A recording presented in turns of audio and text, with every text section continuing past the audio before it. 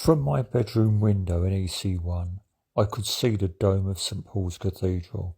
It rose above the roofs, pale and constant, while everything below is shifting, people, trades, crafts, fortunes. Where I grew up, that part of London was mixed. Jewish, Irish, English, Italian, West Indian, Greek, Bangladeshi, living side by side without comment. The Irish were the largest community after the English. Some estimates put them at 25% of the population.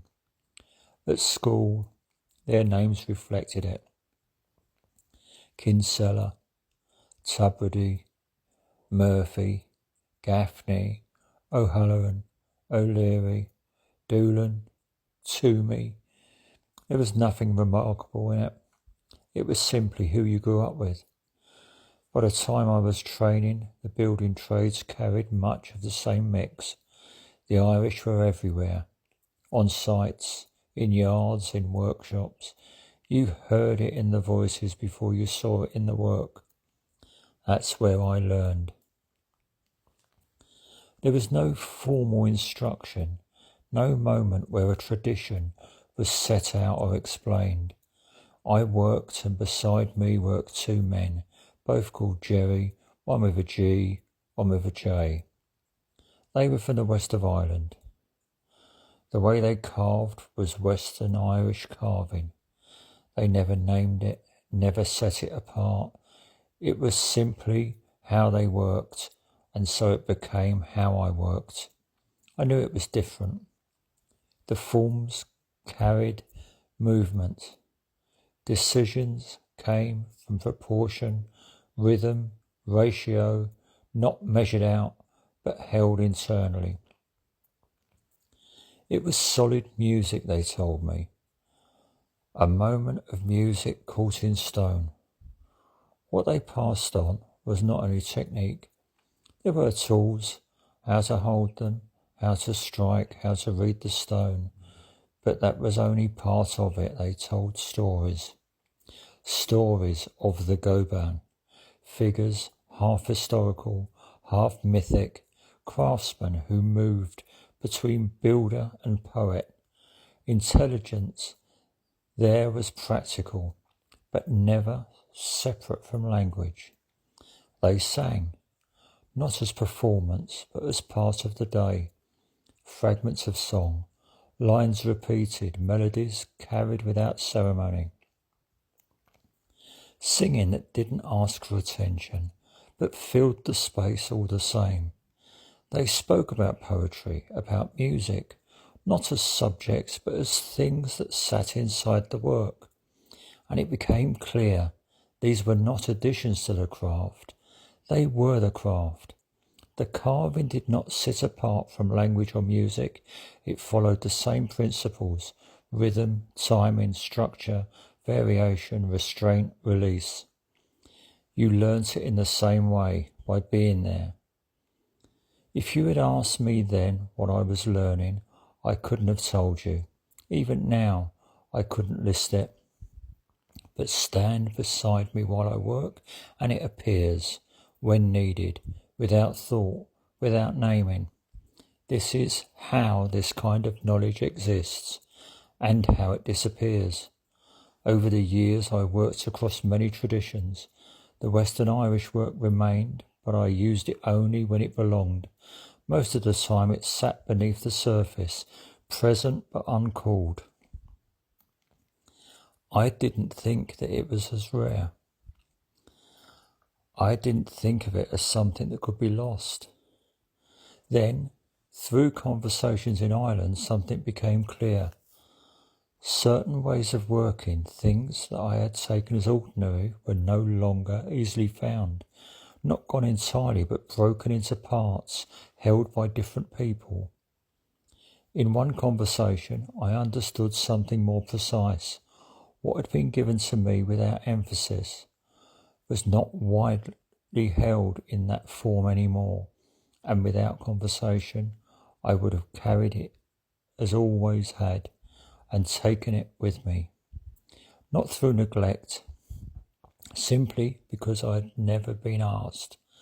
Then came the commission, 6 figures, 46 tons each, work that had to carry something, language, culture, poetry, music within the carving itself, and alongside it an expectation that the work would be done in the presence of others. So I came to the west of Ireland, to County Mayo and County Galway, and the work begins. The stone behaves as it always had, restraint, responsive, exacting, but the context had shifted. Others stand nearby, watching, working, picking things up as I once had. And in that, something became clear. What I carry is not complete. It never was. There are things I know that others do not, and there are things that they know that I do not. Some of what I do is recognisably Irish. Some of it I wouldn't have thought to name. It is simply how the work is done. The knowledge doesn't sit in one place. It moves between people, in conversations, in stories, in song, and in the way of making. The Jerrys never separated these things. They worked, they spoke, they sang, they laughed, they drank, and in doing so they passed something on. And I carry one thing forward, as they had done, without saying it. You can ask my apprentices. Bring me a poem every week. I wrote one for them, they write one for me. One poem every 5 days, not separate from the work, part of it. Now in a different place, with others beside me, the same process continues. Not complete, not fixed, but alive, in proportion, in rhythm, in quiet decisions made at the edge of the stone, and in the understanding that if it is not worked, it does not remain. The 2 Jerrys have now gone from us, so here's the last poem that I owe them. From my window in EC1, the dome of St. Paul's Cathedral sat above the roofs, pale, fixed, while everything beneath it shifted. Streets of trades and names, voices crossed one another without ceremony. Jewish, Irish, English, Italian, West Indian, Greek, Bangladeshi, not categories, just who was there. At school it was in the roll call. Kinsella, Tubridy, Murphy, Gaffney, O'Halloran, O'Leary, Doolan, Toomey. Nothing remarked, nothing set apart, just the sound of it being said. By the time I entered the yards, the same voices carried into stone. The Irish everywhere, on sites, in sheds, in the quiet authority of men who did not need to explain themselves. You heard them first, and then you saw the work.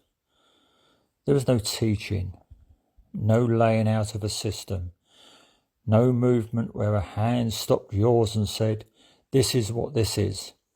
I worked, and beside me 2 men, both called Jerry, one with a G, one with a J. It was enough. They were from the west of Ireland, and the way they worked was the Western Irish carving. They never named it.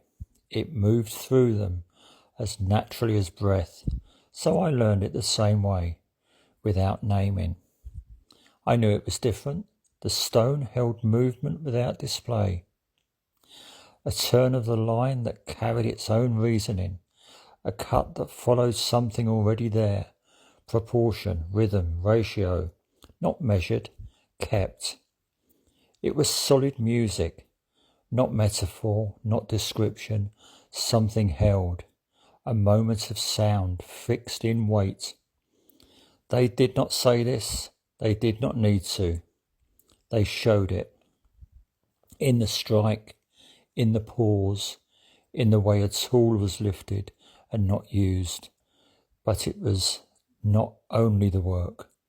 They told stories of the Goban, Not history, not legend, something in between. A figure who knew how to build and how to speak, where wit and making were not separate skills. They sang, not for anyone, songs that came and went through the day, half lines, repeated phrases, held notes that settled into the air like dust. They spoke of poetry, of music, not as subjects, but not as things to study, as things already present in the work. And slowly it became clear. These were not additions. They were not outside the craft. They were the craft. Stone did not stand alone. It carried the same conditions: timing, structure, restraint, release. You did not learn this by asking. You learnt it by standing there. If you had asked me then what I was learning, I would not have been able to tell you. I could not now. I would not list it, but stand beside me and it arrives, in the hand, in the decision, without language. This is how it exists and how it goes.